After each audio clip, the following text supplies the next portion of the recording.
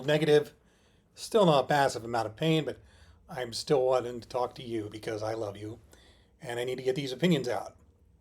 So, if there's one thing I've learned about this summer, it's that people really want to see John Bernthal yell at Tom Holland. This past weekend we had the Odyssey, where John Bernthal yells at Tom Holland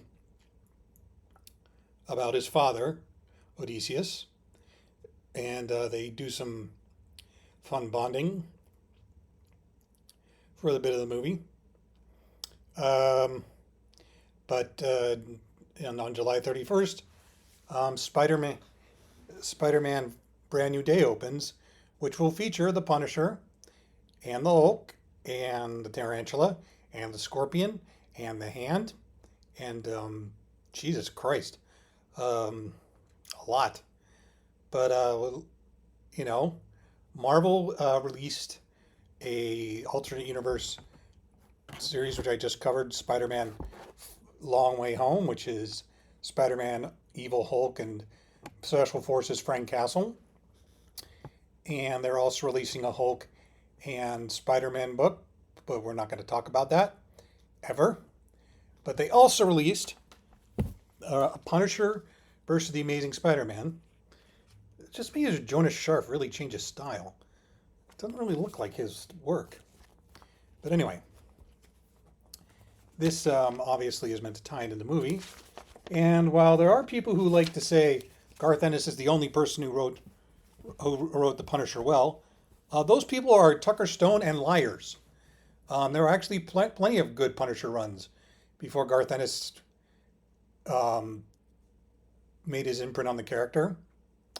There was Stephen Grant. There was, like it or not, Chuck Dixon. For these purposes, there was Dan Abnett and Annie Lanning, who didn't write a whole lot of stories. They best known for Psychoville, where Frank is taken to a simulated neighborhood and given a family as a sort of test by some organization to reshape his mind, see if they can make him be normal. But they also co-wrote Punisher Year One, which is drawn by David Dale Eaglesham, and if you can find it, it's long out of print. But I think it's the best Punisher origin story. You don't really need a Punisher Year One because the Punisher origin is so perfect. But no, this works. This works. And the Abnett Lanning partnership had done a long time ago, but Dan Abnett has returned to Marvel to write Punisher versus Amazing Spider-Man. Now this takes place, as you can tell by the way the Punisher is dressed, early on in the character's relationship.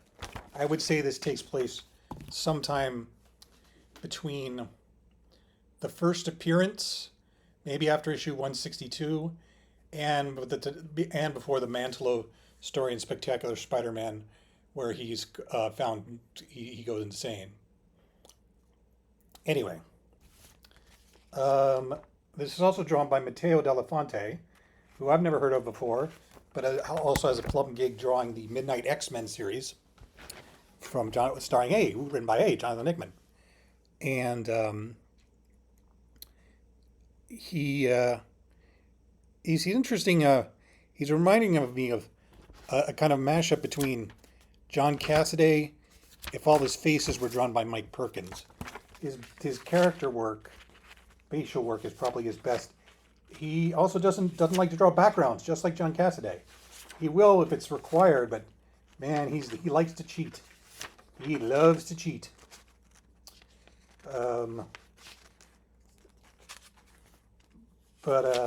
So what's interesting is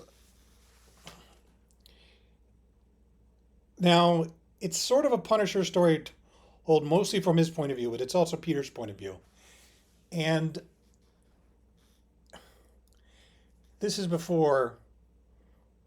What's interesting about it is Punisher and Spider-Man think they can do something for the other. The Punisher thinks he can flip. He views Spider-Man as an asset, not in a reductive way, but He's willing to use non-lethal rounds when fighting with Spider-Man, but he thinks he's an asset. And he, and what's interesting is like the since this is probably taking place not after Vietnam, but in the past 10, 15 years, Frank also has connections to inside intelligence networks, including a character called, I love this, Smoke Show. And he wants to basically bring Spider-Man, I think what he wants to do is bring Spider-Man into this intelligence network, becoming more like him, or like the intelligence agent says, becoming more like Spider-Man will help you live longer. You want to wage this war of yours? You need goodwill. You need people to see you as the superhero, someone in their corner. It's interesting because it's like the woman's arguing for the Punisher as a brand, which a lot of creators don't really do. But the interesting is Peter wants, even though he's disgusted by the Punisher's methods, he sees Punisher as someone. He has this conversation he has a conversation with Johnny Storm, which feels like it was actually written for Mary Jane, but rewritten at the last minute. Punisher, his foes sure don't come back. Heck, the Torch says, and he's condoning his methods by working with him. And Peter says, Johnny, I think he's a good man who suffered a terrible loss. I'm trying to, and that's it. And that's where it gets really interesting. Something that is so in character for Spider-Man, but never really addressed before, is that Spider-Man would want to save Frank Castle. I mean, Daredevil is just disgusted by Frank. I think one of the better moments in the Bendis run is that great sequence Phil Hester drew of Bendis run of Daredevil, where Frank, leave town. You don't know the difference. You don't understand the difference. But here we're seeing a Frank Castle that maybe does understand the difference, that maybe is stable, that can be turned to be convinced to give up his his lethal methods and become a more productive member of society. And it's an interesting precarious position because we don't think things don't work out, but this is good because Spider-Man never really tried this in the old stories. Spider-Man would always kind of fling in and out, but I'm glad Abnett is kind of addressing this because it makes for a good Spider-Man story where he wants to save someone. Spider-Man's so difficult to get a handle on because the current editorial and writing staff just love kicking him in the dick and seeing him trying to actually do a good job, trying to actually save someone, even if it's someone like the Punisher. It's fun. It's a different angle to their relationship that should have been done years ago, but was never addressed, I don't think. Once, Conway played it with a bit of ambiguity. He was also a blatant Xerox of the Don Pendleton's Executioner. Let's not forget that. But he did come off as more of a rational, those early stories, just more of a men's adventure character like Don Pendleton's The Executioner. He was basically Mac Bolan. And it was when more liberal-minded writers got a hold of him, like Manslow, where he became more monstrous and dangerous. And Frank Miller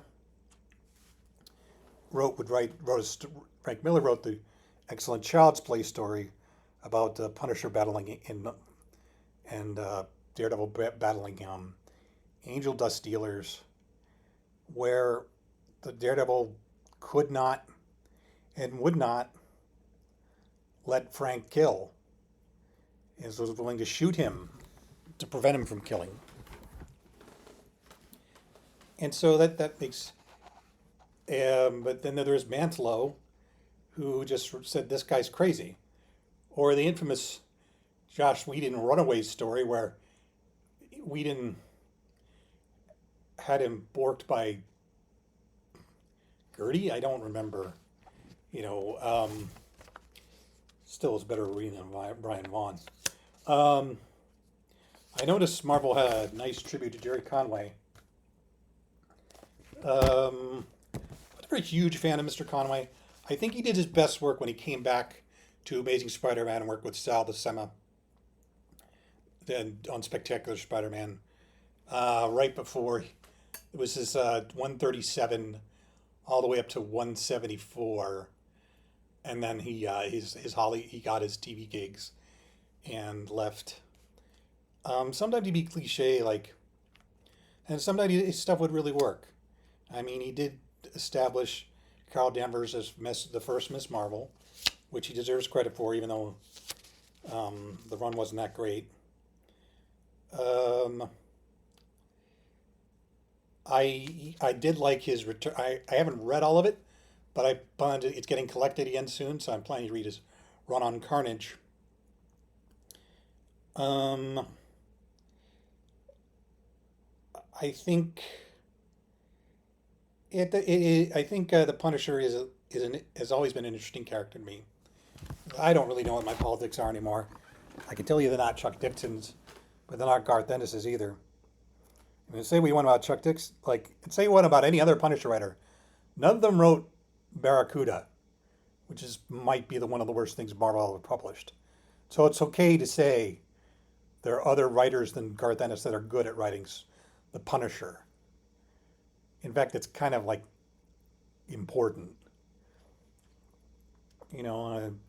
What I'm saying is, if you like the Punisher, if you like Spider-Man, if you like the idea of Spider-Man trying to reach out to Frank and treat him like a human being, then Abnett's really created the story for you. I'm gonna keep reading this one. I think Della Fonte is a little weak, but he's got potential.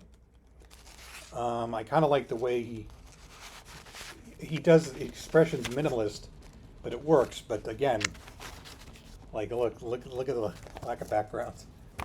But I did like at the end one part where Punisher shoots a guy in the head with a beanbag round, and you don't see what happens, but Spider-Man's like, I hope he has dental. Good stuff. Good stuff. I hope this doesn't fall under the radar. I highly recommend it. I will talk to you guys later.